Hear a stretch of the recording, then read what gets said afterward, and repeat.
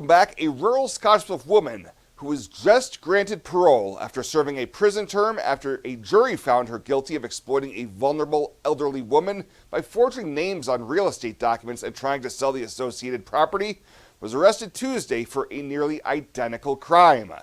49-year-old Londa Neal is facing fresh charges of second-degree forgery, abuse of a vulnerable adult, and attempted theft by taking for trying to sell a home just west of Scottsbluff.